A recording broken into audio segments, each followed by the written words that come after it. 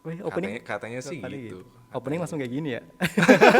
Kok langsung ditodong ya? Kita belum kenalan ya ceritanya. Oke, Ya? karena kan Koh Jordi juga untuk usia gitu ya, masih masih relatif Ya muda, masih udah 18 lah. jadi informasi juga buat sobat kompeten karena di P2KPTK 2 itu pusat pelatihan. Jadi pusat pelatihan pengembangan kompetensi tenaga pendidik dan kependidikan. Jadi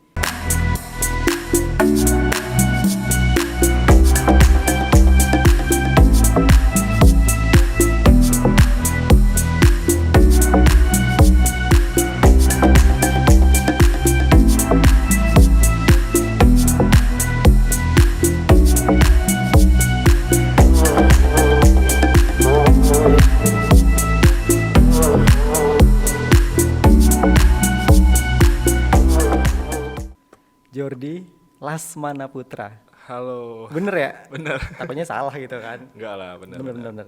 Dengar-dengar dosen gitu ya. Iya. Wih, opening Katanya sih kali gitu. Opening langsung kayak gini ya. Kok langsung ditodong ya? Kita belum kenalan ya ceritanya. Oke, Jordi Lasmana Putra itu ya, dosen milenial dan juga konten kreator. Tadi sempat betul buka sedikit profilnya gitu. Oh, sempat Iya. kepo dikit Iya ya? betul dong, karena kan harus menyambut apalagi dosen itu kan harus dihormati. Berarti cium tangan dong? Oh, itu harus nih.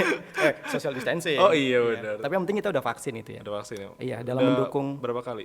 Udah 2 kali Dua dong. kali? Iya. Enggak, 3? Dua aja. Dua aja Imunisasi ya? terakhir. Dua aja cukup ya? Iya, dua anak cukup. Dua anak cukup. Iya. Jadi sebelumnya kita ingin menyapa dulu untuk sobat kompeten kali ini di podcast series P2KPTK 2 Jakarta Timur. Kita kedatangan dosen milenial muda dan juga konten kreator gitu ya. Ada Jordi Lasmana Putra. Ini biasa dipanggil siapa sih? Kalau gue sih biasa dikenal Koko ya. Koko Jadi gitu. kadang teman-teman mahasiswa, teman-teman dosen, dan kan gue punya channel YouTube juga. Gue Apa tuh? ngebahasnya dari gue Koko Jordi. Boleh dong, spillin. Channelnya J2 Project 18. J2 Project Iya, 18. 18. Oke. Ada filosofinya tuh. Apa tuh? Jadi J2 itu sebenarnya nama panggilan gue, Jojo. Oh, Jojo. Jadi waktu J2. kecil itu Ini bukan Jojo bulu tangkis kan ya? Bukan. Oh, beda lagi. Bukan Jojo yang gini-gini juga. Bukan. Jadi Jojo gitu kan. Nah, project itu karena di channel gue itu nggak cuma ada satu konten. Jadi ada 5 konten tema besar. Ada J2 Education. Di situ gue bikin konten-konten pembelajaran, tips, tutorial. Lalu ada J2 Foods. Di situ gue punya konten makanan, kuliner, review dan lain sebagainya. Lalu ada J2 Lifestyle. Kalau J2 Lifestyle itu kayak vlog, jalan-jalan atau daily vlog dan lain sebagainya. Terus ada J2 Games kan gue juga tadi sempat dibilangnya dosen milenial ya. Gue pun main game juga. Kadang gue mabar bareng sama mahasiswa-mahasiswi gue. Rame dong. Yoi, kita pakai Discord. Tapi di luar jam ini kan ya, jam perkuliahan kan ya. Di luar. Kadang mahasiswa udah beres kuliah kan sekarang kan lagi online kan nge-zoom ya. Paling kan nge-zoom itu 30 menit 1 jam. Yep. Kadang suka ngajakin, ngegoda gitu ya. Cuma kan ya kita profesional, itu masih jam kerja, jam mengajar, jadi kita mabarnya di luar itu. Lalu yang terakhir ada J2 Art. J2 Art ini kan karena gue pun dulu basically-nya anak game. Kok anak game? Anak band. Oh, Gue anak band. suka bikin lagu, musik. Nah, itu konten gue J2 Art, jadi ada 5 gitu Mas Kuku. Ini tadi kan J2 Project 18 Nah, gitu 18 ya belum ya? 18-nya nih. 18 itu sebenarnya tanggal lahir. Oh, tanggal Kan lahir. gue tanggal lahirnya itu Kirain 2018 bukan ya? Nah, itu sama juga. Itu sama awal bikin channel YouTube-nya. Bikin channel YouTube-nya di 2018. Cuman awal punya konten video pertama itu di 2019. 2019. Jadi terbentuklah J2 Project 18. Tapi ini Koh gitu ya, manggilnya Koh Koh Jordi aja gitu ya. Oke, Koh. Jadi gini, Koh. Ini kan dosen milenial itu ya. Kita sebutnya dosen milenial karena memang dosennya masih muda gitu kan. Masih muda dan juga nggak terpantau jauh dari mahasiswanya gitu kan. Iya sih. Kadang kalau ke kampus tempat gua ngajar itu kadang security kalau nggak kenal disangkanya mahasiswa. Baru banget kemarin gua rapat di kampus lain, disangkanya mahasiswa kan udah mulai tatap muka ya. Mas langsung kenal T2. Oh, dosen ya. Jadi masih kadang suka gitu. Tapi ini yang jadi penasaran sebenarnya nih, karena kan Koh Jordi juga untuk usia gitu ya, masih relatif muda, Ya, masih udah 18 lah. jadi J2 Project 18 mentang-mentang ya. Iya, masih 18 Iya. lah. Jadi pengen penasaran aja sih gimana sih cerita awal membangun karirnya sampai sekarang bisa jadi dosen gitu. Kalau cerita awal agak panjang nggak apa-apa ya? Oh, nggak apa-apa. Durasinya panjang kan? Oh, panjang-panjang. Kita selalu sedia waktu yang sangat panjang untuk narasumber Jadi, itu. sebenarnya awalnya itu kalau gue mau cerita sebenarnya dari SMK sih. Jadi SMK awal kenapa gue masuk SMK Iya. karena memang perekonomian keluarga nggak bagus lah ya. Jadi kan dulu kan image-nya itu orang kuliah ya. Terus kalau kuliah butuh biaya gede. Duit gitu ya. Nah, makanya orang tua nggak menyanggupi diri untuk ngebiayai kuliah, jadi masukin gue ke SMK. Iya, dengan harapan setelah lulus bisa langsung kerja. Nah, betul sekali. Karena SMK bisa itu Betul, ya. SMK bisa gitu ya. Ini mungkin Terus bisa apa? Pak Menteri Gitu ya. kan. Iya, jadi sekarang jadi pertanyaan gitu ya. Oke. Terus Jadi terus gue pas masuk SMK ternyata di SMK bisa semua gitu. Ini bukannya gue underestimate SMA, tapi SMK itu ternyata bisa semua gitu. Dimana gue semakin terlatih untuk entrepreneurnya. Jadi gue dari SMP itu udah mulai jualan pulsa kayak gitu. Terus pas SMK gue udah jadi agen nih. oh, udah dia. Kerjasama dengan guru gue waktu SMK, namanya Pak Heru. Mungkin kalau Pak Heru nonton di sini ya. SMK mana? Boleh dong. Oh boleh ya? Oh boleh Boleh ya? dong. Di SMK Negeri 1 Rangkas Bitung. Rangkas Bitung. Itu Rangkas Iya. Bitung berarti daerah. Kabupaten Lebak. Kalau Koh Jordi aslinya mana nih? Asli Rangkas. Oh, Rangkas Asli orang Rangkas. Asli Kalau sana orang bilang asli orang Kulon. Asli orang Kulon. Kalau saya asli orang Timur. Timur ya. Saya Kulon. Oh gitu. Kita ketemu di tengah ini. Di tengah. Jadi SMK kayak gitu. Terus ternyata pas gue udah masuk seru juga gitu ya. Gue bisa mengembangkan entrepreneur gue. Plus bisa kuliah mas kuku. Jadi kalau lulus mau kerja bisa, mau kuliah pun bisa gitu. Jadi karena kayak nggak ada gap yang parah banget. Sama juga nih, ini sedikit informasi juga buat sobat kompeten karena di P2KPTK 2 itu pusat pelatihan. Jadi pusat pelatihan pengembangan kompetensi tenaga pendidik dan kependidikan. Jadi baik itu guru atau juga tenaga kependidikan seperti kepala sekolah, kemudian TU dan juga siswa SMK kejuruan itu di sini tempatnya untuk pelatihan. Bisa ya? Iya, ada otomotif, ada jaringan segala macam. Wow. Jadi biasanya kalau misal anak-anak nih mau sertifikasi kompetensi itu ya. Kalau misal dosen mungkin Kokoh Jordi Serdos gitu ya. Cerdos ya. Tempatnya di sini. Oh gitu. Ada lab yang untuk khusus buat mesin, ada mesin yang gede juga, terus juga ada lab jaringan, semuanya komplit di sini itu. Jadi mungkin pembicara agak-agak sarah sama sini ya masuk gitu ya, karena sama-sama SMK gitu. Nah mungkin gue jadi penasaran itu caranya gimana ya biar kayak sekolah-sekolah itu bisa dapat pelatihan dari sini gitu. Nah itu nanti bisa kontak langsung aja ke sini gitu. Jadi nanti bisa hubungi langsung ada ke humasnya atau ke siapapun juga nanti ada. Atau juga silakan teman-teman. Cuma kan ini memang kalau untuk P2KPTK 2 itu ada di tiap-tiap wilayah gitu Koh Jordi. Oh jadi nggak Iya. bisa kayak contoh SMK gue nih di Rangkas Bitung pelatihannya di Jakarta Timur nggak bisa. Tidak menutup kemungkinan. Oh tidak menutup kemungkinan. Iya betul sekali. Cuma memang ini lebih ke wilayah Jakarta Timur gitu kan. Gitu. Nah kita kembali ke Kokoh Jordi, dosen milenial dan juga konten kreator itu ya. Tadi kan SMK dulu kan karena masalah perekonomian itu. Tapi untuk saat ini kan sudah menjadi dosen sejak tahun berapa kok?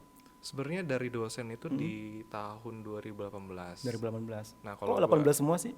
J2 Project 18, lahir tanggal 18. Konten dari 2018. Iya, kayaknya angka 18 itu angka hoki gue gitu ya. Oke, Pas banget tanggal lahir gitu. Jadi ya tadi kan SMK ternyata gue kuliahnya pun di Amik BSI dulu masih Amik ya, sekarang udah jadi Universitas BSI. Terus ya udah gue ngalir aja gitu semester 5. Kan dulu ada asdos ya, asisten dosen. Daripada gue gabut ya kan, namanya juga anak rantau dari Rangkas ke kota besar. Ya udah gue ngajar ternyata ngajar enak mas kuku. Dimana walaupun dari segi salary ya kita kalau bandingkan dengan orang yang kerja di kantoran gitu ya itu jauh banget sih. Tapi gue dapat benefit yang gue nggak bisa dapetin kalau gue kerja di kantoran. Contoh gini, gue sharing punya mahasiswa ada 40-60 mahasiswa. Dari 40-60 mahasiswa anggaplah misalkan 10 mahasiswa dapat something baru, terus dia bisa jadi orang yang sukses. Itu gue kayak ada rasa kebanggaan sendiri yang gue nggak bisa beli dimanapun. Kalau misalkan gue kerja kayak di kantor dan lain sebagainya, itu kan kayak buat diri gue sendiri, ya nggak sih? Gue sukses atau gue karirnya meningkat jadi manajer, jadi GM dan lain sebagainya buat gue sendiri. Tapi ketika gue ngajar, hal kecil yang gue bagikan ke teman-teman mahasiswa itu bisa jadi hal besar yang bisa mereka kembangkan. Dan mereka bisa lebih dari kita sebagai dosen. Oke. Dan makanya gue sempat dapat poin guru atau dosen yang berhasil ya kalau misalkan mahasiswa-mahasiswinya itu lebih dari guru atau dosennya. Iya, dari diri sendiri gitu ya. Betul Jadi banget. bisa mengembangkan entah itu ilmu, entah itu sifat karakter yang lain itu ya, terutama dari anak didik gitu ya. Benar. Tapi nih kok sekarang kan udah jadi dosen nih. Dalam prosesnya nih, dalam proses dari masa pendidikan yang awal tadi pertama kuliah sampai sekarang jadi dosen, Dukungan keluarga seperti apa sih kok? Nah kalau dukungan keluarga sih sangat mendukung banget ya. Apalagi kan awalnya tadi yang gue bilang, mereka nggak expect gue akan kuliah. Kan kuliah. Tapi gue kuliah pun gue cukup ucapin terima kasih buat bibi gue ya. Oh Bibi mah. Ada boleh Kenapa sebut nih? ya? Kenapa? Jadi Apa, ada nama-nama siapa? gue sebutnya OO ya. Ada Ocilan sama Onari. Mungkin yang nonton video ini juga, mereka adalah dua orang yang cukup mendukung gue, membantu biaya perkuliahan dan lain sebagainya. Lalu ada yang cek buntek juga, dia adik papa kebetulan, dia yang bantu waktu awal-awal ngurus-ngurus gue kuliah di BSI gitu kan. Jadi ya sampai sekarang, dan tadi 2018 gue ngajar tapi dapet NIDN ya kan, ada NIDN ya. NIDN. Makanya kenapa didukung banget, karena gue bisa kuliah gitu, gue bisa lanjut S2. Gue ngajuin apa sih kayak ikatan dinas gitu lah, jadi kayak beasiswa gitu. Jadi ya ada kebanggaan sendiri sih. Tapi sekarang Koh Jordi ngajar di mana nih? Nah kalau ngajar sendiri, sebenarnya gue di 2 kampus. Gue ngajar juga di Universitas Nusa Mandiri sama Universitas BSI.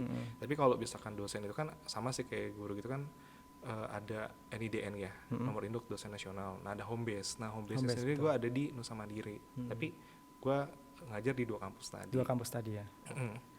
Nah ini kok menjadi seorang dosen itu ya, terutama untuk teman-teman nih, sedikit sharing dong, apa sih yang harus kita lakukan di saat kita mulai masuk ke dunia perkuliahan? Buat mahasiswa? Iya betul. Di masa pandemi kah atau?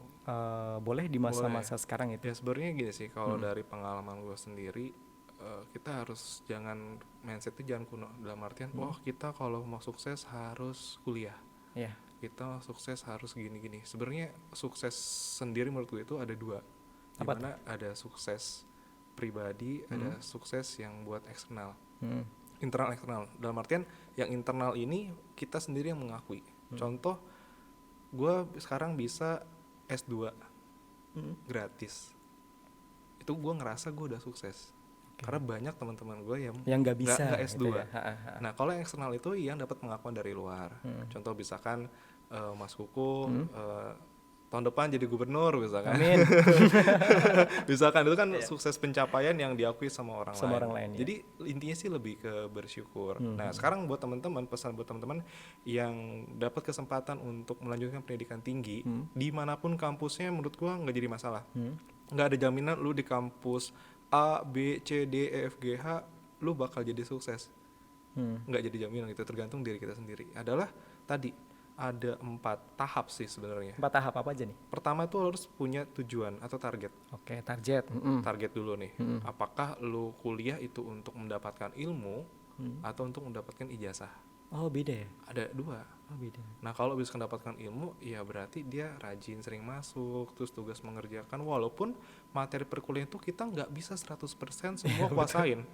Pasti kita harus spesifik satu. Kan setiap kampus punya program studi kan. Betul. Punya program studi itu punya profil lulusan. Kayak biasa kan gue di Universitas Nusa Mandiri nih ada prodi teknik informatika, atau sekarang lagi mau pindah jadi informatika, itu kan punya profil lulusan. Atau di BSI prodinya ilmu komputer, ada profil itu data science. Spesifik Gitu ya. Kita pilih salah satu dari profil tadi dan kita ikutin gitu, fokus. Pasti dapat tuh ilmu. Tapi kalau misalnya tujuan ijazah kan biasanya ada kan yang kuliah itu kan untuk meningkatkan karir ya. Iya betul. Apalagi udah kerja. Udah kerja ya kan, mau misalkan mau naik jabatan, ya dia masih harus SMK, harus S1 misalkan. Ya udah dia secara formalitas aja, asal masuk, kerjain tugas dan sebagainya. Itu dulu tuh. Jadi awal ada target. Terus kedua itu proses di mana kita akan menemukan cara untuk mencapai target. Yang awal tadi di pertama itu contoh poin kita 1 punya vision dulu dong. Tujuan gue kuliah itu buat dapat ilmu, buat misalkan buat ijazah. Nah pasti gue punya caranya dong. Misalkan cara belajar kan orang beda-beda. Kalau Mas Kuku, kalau saya tanya kalau belajar biasanya kayak gimana? Biasanya jarang sih. Jarang. Kalau besok hujan gimana? Sistem kebut semalam. Sebut malam SKS ya. Iya lebih seperti itu. Nah kalau gue cerita dulu waktu gue belajar ya, waktu kecil ya, itu yang namanya kepala gue di bawah, kaki di atas. Kenapa itu? Jadi sambil kayang itu belajarnya? Enggak, jadi sofa ya. Jadi kaki gue tuh di atas, lalu nyokap gue itu ngediktein gitu. Terus TV itu nggak boleh mati. Iya, TV tapi kalau itu sama. Jadi sama. belajar itu nggak bisa yang suasana tenang malah. Nah. Harus ada berisik-berisik, entah itu suara musik, entah itu suara apa kecil Nah gitu itu maksud aja. gue di proses kedua ini teman-teman harus menemukan cara teman-teman sendiri, nggak boleh disamain. Contoh, oh kalau sukses itu nggak usah sekolah. Orang sukses tidurnya 6 jam loh gitu. Lah, iya harus fast response apa itu. Oke, itu buat referensi, tapi kita harus menemukan cara kita sendiri. Itu yang kedua. Yang ketiga adalah nanti setelah kita udah menjalankan cara-cara tadi, pasti akan dapat masalah dong. Iya betul. Contoh misalkan nanti kita tiba-tiba pas kuliah punya tambatan hati, pacar, kan ada yang misalkan udah sih kamu ngapain kuliah beb gitu kan, temenin aku aja ke salon gitu kan. Nah itu kalian harus bijak gitu. Ketika sampai di tahap itu harus ingat lagi balik ke tahap 1, tujuan gua. Nanti sampai tahap 4 kita bisa lulus tepat waktu. Lulus tepat waktu dan kita dapat lu mau tujuannya apa tadi, ilmu atau tujuan ijazah. Dan tujuan kita tadi kuliah itu mungkin di pertengahan itu akan bisa berubah. Betul. Ketika udah sampai di tahap ketiga, kadang ada yang udah di semester 2, semester 3, apalagi yang kerja ya rata-rata ya. Contoh dia milih untuk kuliah ternyata kerjaannya nggak padat, tiba-tiba dia naik dipromosiin gitu ya, atau pindah bagian yang kerjaannya padat sehingga kuliah pindah tempat juga bisa itu ya. Iya itu kadang jadi masalah juga karena kan gue ngajar anak malam juga ya. Cuman gue pesan sih buat yang kuliah sambil kerja, jangan pernah menjadikan pekerjaan itu sebagai alasan. Karena kita udah punya porsi masing-masing. Lu punya tanggung jawab sebagai seorang mahasiswa, lu punya tanggung jawab sebagai seorang karyawan di sebuah perusahaan. Jadi itu kan pilihan lu ya. Ketika lu milih kerja sambil kuliah, berarti lu nggak bisa tuh kayak, aduh gue nggak ngerjain tugas karena gue ada kerjaan ya. Aduh kerjaan gue terbengkalai karena gue ada tugas kuliah. Itu resiko gitu. Jadi kita jangan anggap itu jadi masalah, tapi itu challenge.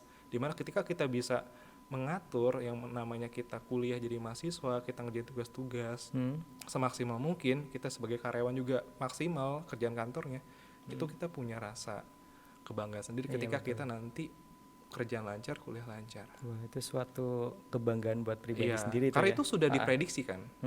Kecuali yang unpredictable. Misalkan contoh tadi di kantor tiba-tiba pindah tugas yang tadinya di wilayah A pindah ke wilayah B, sedangkan jarak kampus dengan kantor yang baru jauh.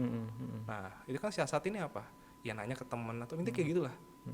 Harus bisa mensiasati, improvisasi, tapi jangan dijadikan sebagai hambatan. Iya, biasanya jadi alasan ya kadang ya. Beberapa orang memilih nggak mengambil duanya, tapi ini jadi udahlah ini karena ada kerjaan, kuliahnya udahlah nggak apa-apa tuh. Apa ya istilahnya? Dia memilih sesuatu yang sebenarnya bisa dikerjakan semuanya, tapi dia cuma memilih salah satu doang. Padahal dia bisa dua-duanya gitu. Makanya tadi penting banget di awal itu niatnya gitu. Terus nanti baru effortnya bagaimana sih gue bisa tetap on the track gitu. Oke. Terus ini Koh Jordi kan dosen itu ya. Barangkali juga sobat kompeten lagi nonton, yang entah ini SMK atau SMA atau juga mungkin madrasah aliyah atau yang lain-lain, kok pengen jadi dosen itu ya. Modal utamanya yang harus kita punya apa sih Koh biar bisa menjadi seorang dosen ya gitu? Kalau jadi dosen sih, kalau gue pribadi ya. Awalnya iseng sih. Kok iseng sih? Iya, jadi karena kan tadi ya maksudnya ngikutin alur waktu kuliah gitu kan. Makanya kan kampus-kampus kadang ada asisten-asisten dosen ya. Coba mulai dari situ aja. Oh, dari asdos ya? Dari jadi asdos, terus coba lo enjoy di situ. Enak nggak sih ketika kita bisa sharing? Atau kadang kalau kita jadi asdos itu kita harus minimal satu langkah lebih maju dari mahasiswa. Maksudnya apa? Contoh kita mau ngajar di pertemuan 1. Mahasiswa kan baru belajar pas di pertemuan 1 ya. Iya betul. Pas minggu pengalaman itu ya. Kan, iya sering banget. Kan. Nah kita jadi asdos, kita harus udah pelajari materi pertemuan 1. Karena kita kan mau ngebantu dosen ya. Walaupun kita kadang nggak ngajar full. Tapi tergantung kalau dosen nggak masuk kita bisa ngajar full. Gitu kan. Jadi awali dari kayak asdos kayak gitu. Atau minimal di kelas kita sering bantu-bantu teman kita sharing, tapi bukan ngejokiin ya. Itu jangan sampai salah nih teman-teman sobat kompeten ya sebutannya ya. Tapi joki suatu job yang menggiurkan kok. Emang sih, tapi gue pun jujur ya nih Mas Kuku ya, gue pun bukan orang yang suci ya. Gue pun waktu kuliah pernah juga ngejoki. Apalagi asdos kan, biasanya itu asdos terkenal dia itu orang yang pinter dan juga orang yang menguasai mata perkuliahan. Tapi jujur ya sebenarnya buat jadi seorang pendidik itu nggak harus pinter. Oh, emang ya? Kenapa nih alasannya kenapa? Karena ketika kita, apalagi sekarang era digital ya, informasi cepet banget. Lu ketik apa aja di Google ketemu. Yang semua udah bisa digantikan sama robot. Udah ada AI, terus ada dan lain sebagainya, teknologi machine learning gitu kan. Yang nggak bisa diajarkan oleh robot itu adalah hati, cinta, etika, moralitas dan lain sebagainya, itu kan nggak bisa diajarkan sama robot. Nah itu yang paling penting di sebagai seorang pendidik adalah di situ. Kayak masalah gratifikasi. Iya betul. Itu menjadi momok masalah juga ketika kita memberikan suatu pemberian terhadap dosen kita. Contoh kan gue jadi dosen pembimbing nih. Contoh mahasiswa pembimbingnya gue ngasih gue gift. Itu sebenarnya udah masuk ke gue. Itu udah gratifikasi gitu ya. Karena Termasuk ya. Iya, kan itu udah tanggung jawabnya dosen. Hal-hal kecil-kecil kayak gitu yang kadang kita terbiasa nanti impactnya bisa ke depannya. Tapi gini kok, lu pernah dapat kayak gitu juga nggak? Kalau dapat kayak gitu sih sejauh ini belum pernah ya, karena memang gue biasanya ketika gue awal ngajar, kan biasanya kita ngejelasin kontrak perkuliahan, peraturan RPS, lalu modul, tugas saya apa aja kan di awal tuh, itu biasanya gue kasih tahu. Dan kebetulan kan gue di kampus pun dikasih tugas itu sebagai dosen penasihat akademik. Nah biasanya dosen PA ya. Dosen PA kita biasanya ngasih tahu juga terkait gratifikasi. Jadi kalau misalkan mau kayak gitu, paling gue lebih ke ini aja, maksudnya di luar kampus, di luar ini ngajak mahasiswa kayak ngeliwat bareng. Waduh, ngeliwat enak nih. Bahkan nanti next kita mau ngerencanain liburan bareng. Jadi mahasiswa yang pernah gue ajar dari tahun 2018, 2019 itu gue kumpulin jadi satu grup. Kita masih silaturahmi sampai sekarang, sharing-sharing. Masih Ada. Oh, masih. Ada grupnya itu namanya calon orang sukses. Ini jadi kumpulan-kumpulan dari mahasiswa mahasiswa yang gue pernah ajar. Jadi itulah mulai kerasa sekarang ketika yang gue bilang tadi gitu kan, ketika kita ngajar itu dapat something yang kita nggak bisa dapat ketika kalau kita kerja kantoran. Jadi intinya tipsnya itu tadi ya, maksudnya kita bisa awalin dari jadi asdos atau kita sering bantu teman-teman tanpa bukan joki ya, walaupun joki menggiurkan banget. Gue juga pernah sih dulu kayak gitu. Tapi pernah nggak kok? Pernah. Tapi gue ngejokinya itu enggak yang 100% gue kerjain. Contohnya misalkan dia pengen ngambil jaringan gitu kan buat tugas akhir misalkan, ya gue ngajarin modelnya. Ngajarin lebih ke memberikan ini ya, kayak apa namanya, pelatihan, kursus lah. Kursus ya benar. Bukan gue ngerjain yang 100%, tapi pernah sih ngerjain kayak UTS apa UAS hair-hairnya gitu kan, online gitu. Pernah juga gitu. Jadi nggak munafik lah ya. Ya sama maksudnya. Sama lah ya, cuman ya memang itu nggak baik sih. Dan ya dari situ sama ini aja sih, senang berbagi. Senang berbagi dan tadi punya niat untuk sharing sama public speaking pun sebenarnya nggak terlalu ini banget ya, sambil berjalan pun bisa, karena gue pun nggak pernah dapat kayak pelajaran public speaking gitu kan. Gue kan jurusannya teknik komputer dan jaringan, TKJ dulu ya, berhubungan dengan kabel jaringan semua nggak ya. ada public speakingnya gitu. Sedangkan di mana orang image-nya kalau orang IT kan di belakang ya, belakang layar ya. Terus makan di pojokan. Iya, gitu tapi gue ya. sering tampil di depan gitu. Dari apa? Dari gabung organisasi, komunitas. Jadi gitu. Tapi ini pandangan dari pandangan dari dosen gitu ya kok ya. Untuk karakteristik mahasiswa di era sekarang seperti apa sih? Kalau era sekarang berarti kita lebih arahnya ke yang pandemi ya. Mahasiswa itu nggak bisa dipaksa. Mahasiswa itu nggak bisa dipaksa. Dipaksanya gimana ini maksudnya? Maksudnya kita sebagai dosen, pokoknya gue yang paling berkuasa di kelas. Lu harus ikutin apa mau gue. Kalau gue pribadi gue nggak pernah gitu. Gue malah ngajak kita duduk bareng, nge-zoom bareng. Yuk kita satu visi satu misi. Visinya apa? Teman-teman bisa lulus mata kuliah gue dapat nilai A. Teman-teman dapat lulus di kelas gue dapat nilai A atau lulus lah ya, gaher. Misinya apa? Saya memberikan materi ke teman-teman. Teman-teman mengikuti, mempelajari, mengerjakan tugas-tugas saya. Jadi kita sama-sama bersinergi, satu tim gitu kan. Kerjasama itu lah ya. Kerjasama gitu untuk mencapai tujuan. Ketika ada kendala, jangan sungkan buat cerita ke saya. Makanya bahasa Pak ke saya pun itu agak jarang.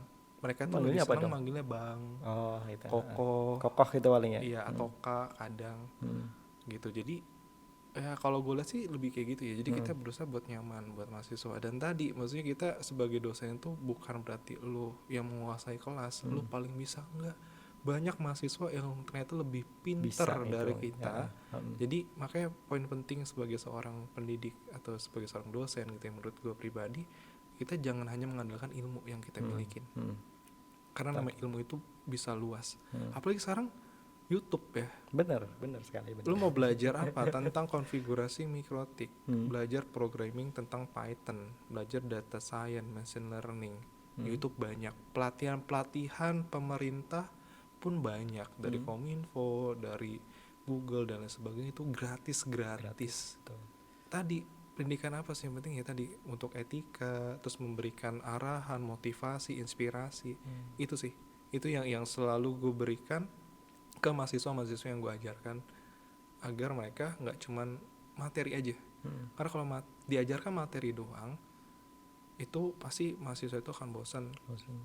Iya. Dan dulu gue sempet pernah di ini juga gitu, sama adalah kan dulu kan belum pandemi ya. Iya betul. Lu jangan terlalu deket sama mahasiswa, Jor. Nanti mahasiswa ngelunjakin lu atau apa. Tapi justru rata-rata mahasiswa respect ke gue. Nggak pernah ada yang ngelunjak. Bahkan pernah ada kejadian gini, ini mahasiswa ini si A, sebutlah si A, pernah gue ajar. Di gue fine aja. Tapi ketika di semester berikutnya nggak diajar sama gue, lalu ada komplainan dari dosen B, ini mahasiswa nggak punya etika. Jadi beda ya. Iya, jadi bagaimana cara kita mendekatkan diri gitu, heart to heart ke mahasiswanya, itu sih yang jadi salah satu poin penting juga. Jadi mungkin mereka ngerasa dekat, ngerasa punya teman lah, atau iya jadi seperti teman sharing gitu mungkin lebih masuknya. Jadi mereka nggak anggap gue dosen yang harus serba tunduk gitu ya. Mungkin menghilangkan citra itunya kali. Bahkan kayak peraturan kelas pun dan lain sebagainya pun gue selalu ngobrol sama mereka. Ini kita ada tugasnya begini. Dan apalagi masa pandemi, gue nggak mau membebankan mereka. Dulu gue mengurangi banget kata tugas. Tapi gue lebih ke ganti apa dong? Kan gue ngajar praktek. Jadi ya kalau lu mau ngerti materi gue, ya lu harus praktekin. Kalau lu mau gitu kan. Kan kalau contoh lu belajar masak, bisa nggak lu cuma ngapalin, oh kalau bikin nasi goreng bawangnya harus 3. Harus praktek dong. Harus praktek kan masak, iya. Jadi lebih ke arahnya ke sana gitu. Terus kasih kayak kita mengarahkan aja. Kalau lu jalannya B, lu kemungkinan akan dapatnya ini. Lu jalannya A, lu kemungkinan dapatnya ini. Jadi lebih ke situ. Enggak yang melarang. Contoh makanan dan minuman nih. Makanan dan minuman kalau misalkan di kelas itu lu boleh makan. Misalkan Mas Kuku mahasiswa saya, lu boleh makan di kelas, tapi lu harus bagi-bagi semua satu kelas makanan yang lu makan yang sama, termasuk gua. Kira-kira Mas Kuku mau makan nggak? Enggak sih. Enggak kan? Iya, karena harus bawa semuanya banyak. Iya. Satu kelas 40. Iya, kesepakatan. Jadi gua nggak bikin larangan gitu. Terus semua minum gitu. Ngemut permen, semua dikasih permennya. Ada nggak yang mau ngemut permen? Ya paling beli permen yang ini, sasetan kecil. Iya kan? Itu Jadi kan paling lebih ke situ sih. Jadi nggak yang ngelarang-larang. Karena semakin dilarang, semakin dilanggar. Ini malah kayak jiwa korsa gitu ya. Iya gitu. Jadi lebih kita mengalihkan dengan seperti itu sih. Terus ini kok, sedikit. Jadi sedikit ada timbul pertanyaan. Tadi kan Koh Jordi itu dosen dan juga konten kreator itu ya. Di era sekarang ini kan media sosial itu ya, ada Instagram lah, Twitter lah, terus juga mungkin ada TikTok lah gitu. Betul. Nah, Koh Jordi ini sebagai dosen termasuk yang aktif bermedia sosial atau enggak sih?